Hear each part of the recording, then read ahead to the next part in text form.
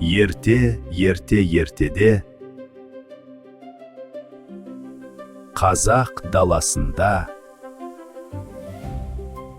домбыра тек аспап емес, ол халықтың жаны, тарихы мен мұңы, қуанышы мен үні еді. Сол бір кең далада кішкентай Әли өмір сүріпті.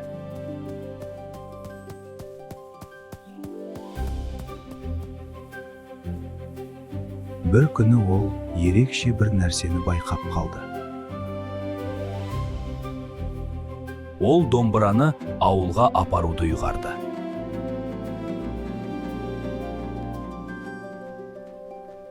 Әли домбыраны алдымен шеберге көрсетіп көрді.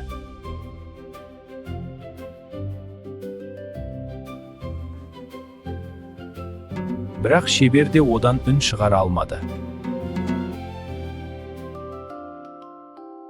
Ауыл ақсақалдары да қарап көрді, бірақ ешкім одан үн шығара алмады.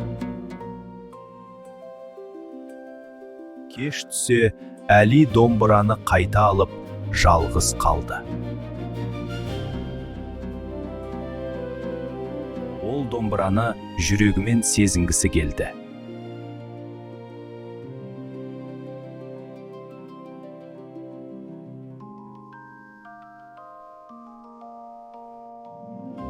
Сол сәтте домбыра үн қатты. Сол сәтте дала қайта тірілгендей болды.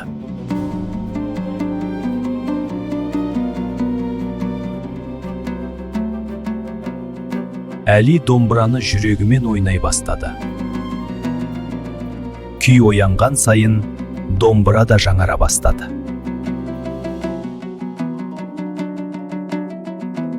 Киелі домбыраны әркім ұстай алады, бірақ оның үнін тек жүрегі таза жан ғана оятады. Міне, қазақ халқы домбыраны киелі деп білген, оны әрқашан төріне іліп қойған. Қазақ халқы бекер айтпаған, нағыз қазақ емес, нағыз қазақ домбыра.